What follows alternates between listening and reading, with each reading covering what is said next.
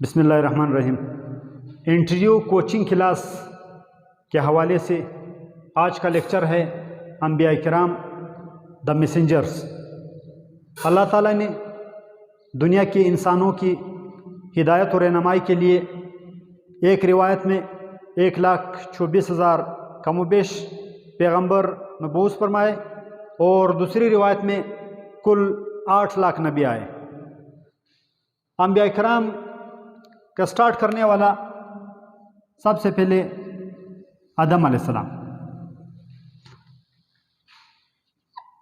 آدم لفظی معنی مٹی کے ہیں۔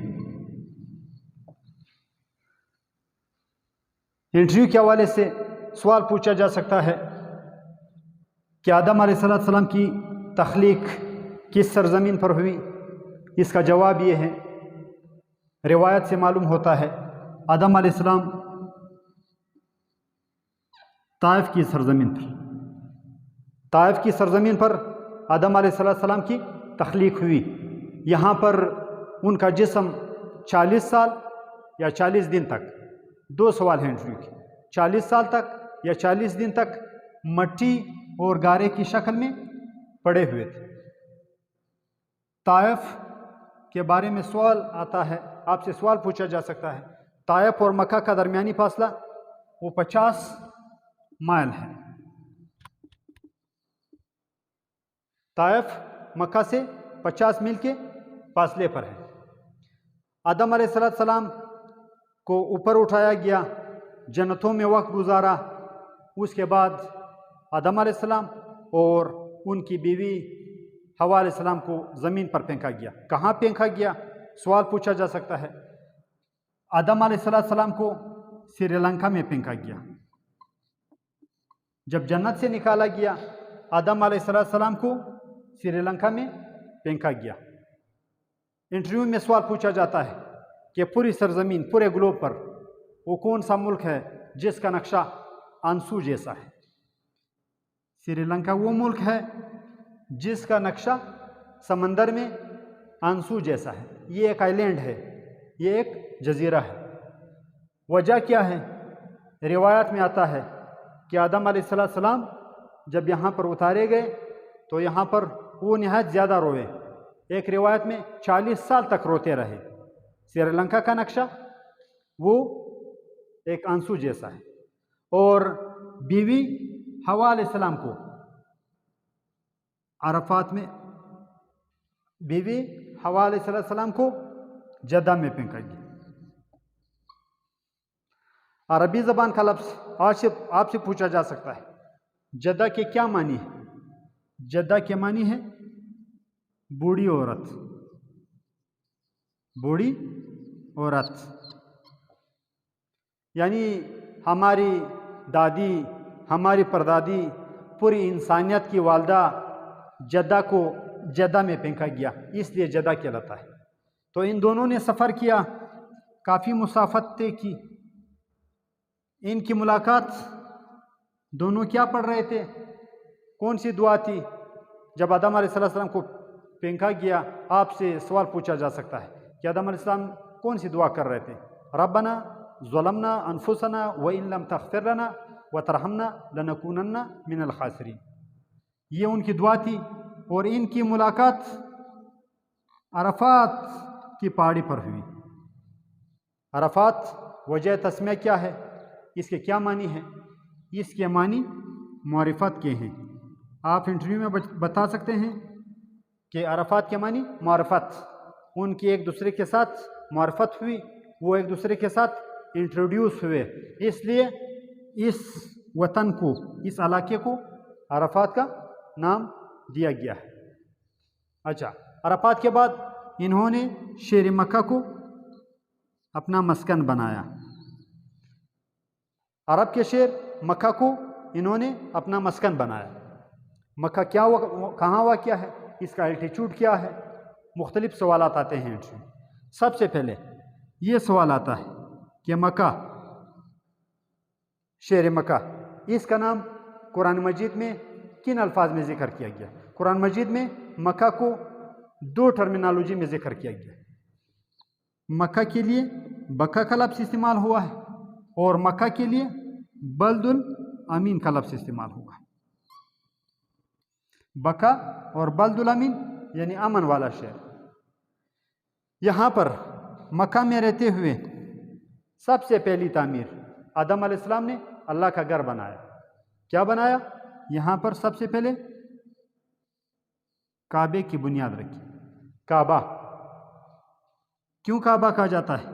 اس کی شکل مکعب جیسی ہے، اس وجہ سے اس بلڈنگ کے لیے، اس عمارت کے لیے کعبے کا لفظ استعمال کیا جاتا ہے، کیونکہ اس کی شکل مکعب جیسی ہے۔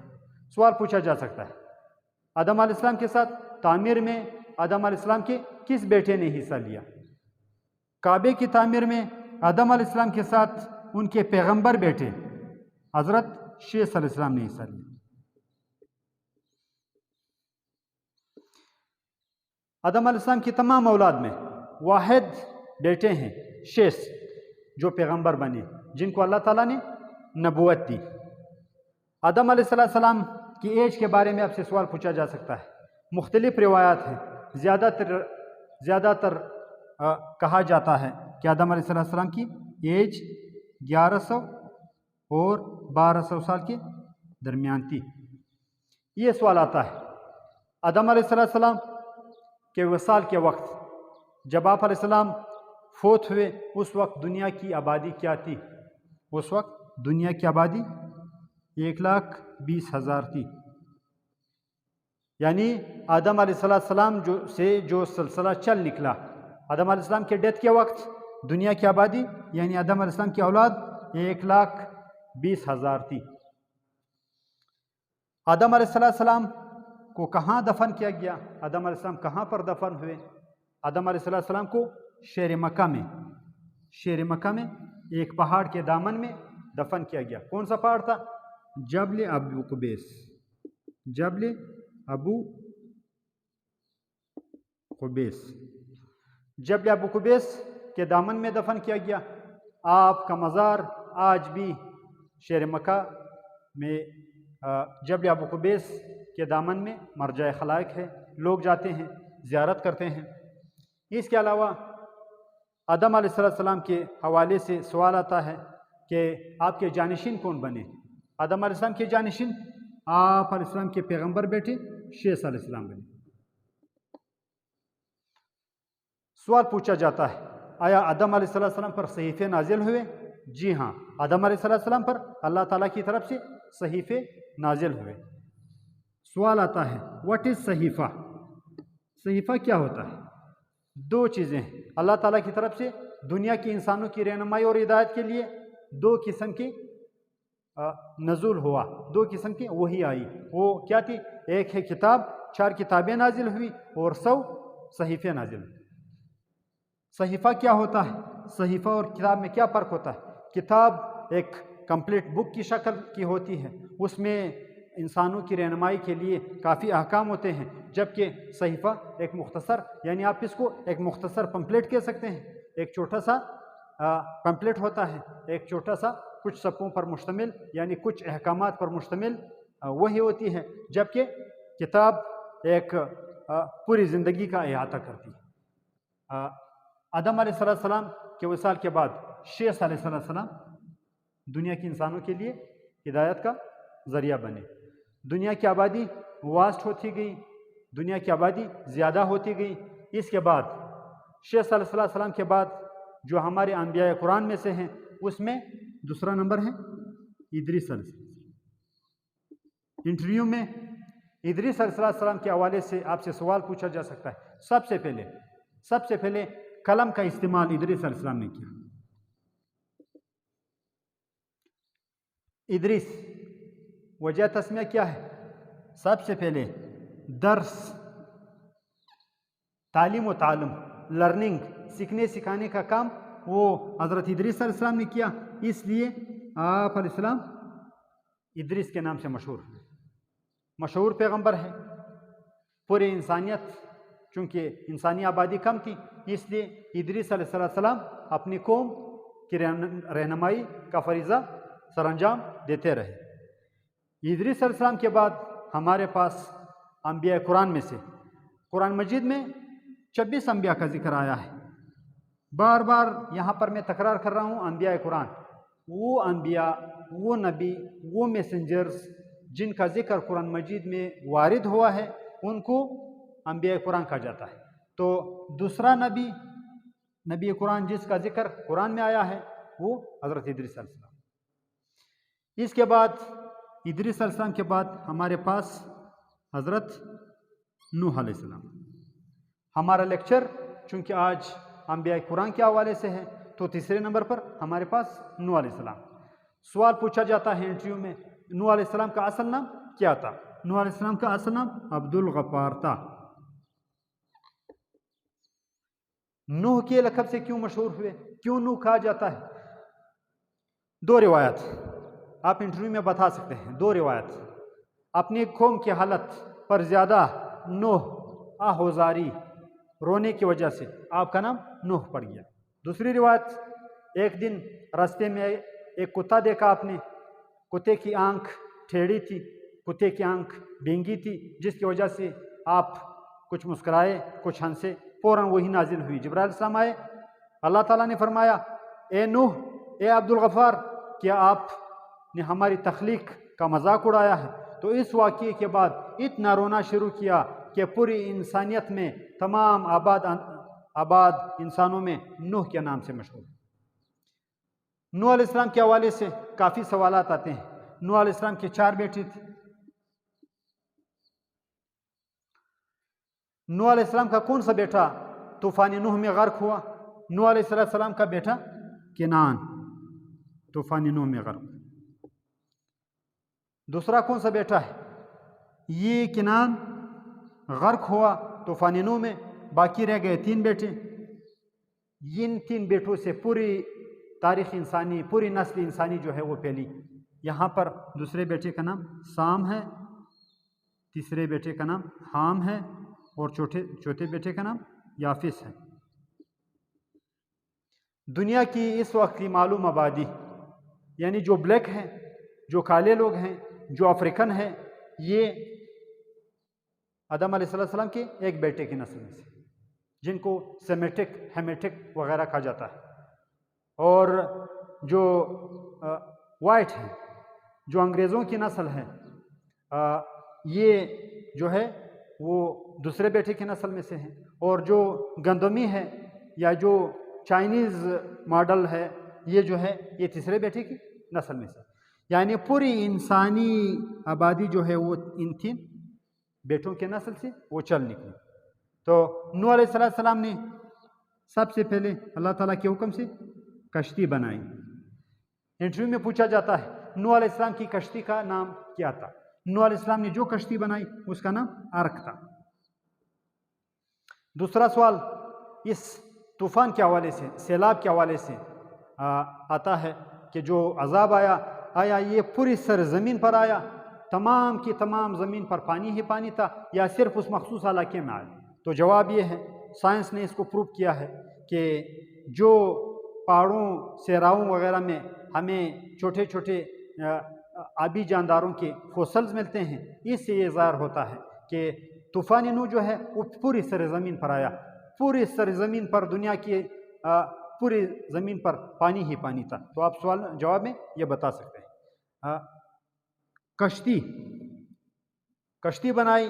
سوال یہ کیا جاتا ہے انٹرویو میں کہ طوفان نوح کے وقت پانی آیا آسمان سے سب سے پہلے نازل ہونا شروع ہوا، آسمان سے برسا، یا زمین سے نکلا؟ تو جواب یہ ہے کہ نوح علیہ السلام کے گھر میں ایک تندور تھا، وہی آئی کہ سب سے پہلے عذاب کا علامت یہ ہوگی کہ پانی تندور سے برآمد ہوگا. تو جواب یہ ہے کہ پانی تندور سے ابھرنا شروع ہوا، نوح علیہ السلام کے تندور سے.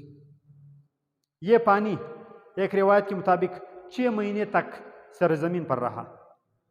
اور یہ بھی سوال کیا جاتا ہے، آیا نوح علیہ السلام نے یا نوح علیہ السلام کی کشتی نے کعبہ کا طواف کیا؟ بالکل. نوح علیہ السلام کی کشتی یہ روانہ ہوئی طوفان نوح میں آتی ہوئی 7 مرتبہ ایک مقام سے وہ اس طرح آس پاس جس طرح طواف کیا جاتا ہے 7 مرتبہ اس نے سرکولیٹ کیا، تو یہ طواف تھا. یعنی نوح علیہ السلام کی کشتی نے बमाए जितने इंसान थे, कितने अफराद थे नूह अलैहिस्सलाम की कश्ती में? 80 अफराद सवार थे। और तमाम जानदारों की नस्ल, तमाम जानदारों के जोड़े भी इसमें रखे गए थे। तूफान नूह के दौरान ये कश्ती बाद में कहाँ पर रुकी? सवाल पूछा जाता है। कश्ती तुर्की में रुकी। तुर्की में कहाँ पर रुकी?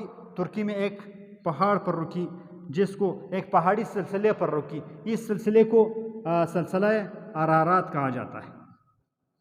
अरारात पहाड़ कौन सा था? ये अरारात के सिलसिले के एक पहाड़ जोदी पर रुकी। कोई जोदी पर सबसे पहले कश्ती ने वहाँ पर पानी से नीचे लैंड किया। वहाँ पर जो कश्ती में सवार 80 अफराद थे और नूह अलैहिस्सलाम के साथ वो ज़मीन पर आए। पता किस तरह चला कि तूफ़ान ख़त्म हुआ है? सवाल ये किया जाता है। हज़रत नूह अलैहिस्सलाम ने एक कबूतर को देखा, कबूतर को हवा में उड़ते हुए देखा, और ये कबूतर जो है, कबूतर के मुंह में एक किस्म का दरख्त का एक पत्ता था, इसलिए नूह अलैहिस्सलाम को पता चला कि कहीं ना कहीं जो है वो पानी ख़त्म हो चुका है और सब्ज़ा उभर आया है। यानी कहने का मतलब ये है, इंटरव्यू के हवाले से सवाल और जवाब का सिलसिला ये है कि ये कश्ती तुर्की में रुकी, कोई अरारात पर रुकी, कोई जोदी पर रुकी। अरारात इसका सिलसिला है और जोदी पहाड़ का नाम है। आपसे इंटरव्यू में पूछा जा सकता है। आज के लेक्चर का सिलसिला यहाँ पर रोकते हैं। अगला लेक्चर इंशाल्लाह अगली वीडियो में आप मुलाजा करें। लेकिन जाने से पहले आपको बताता चलूँ कि हमारे चैनल को सब्सक्राइब करें और नीचे क्लिक करते जाएं, ताकि आप हमारे वीडियोस नई अपडेट से बर वक्त मुतल्ला हो।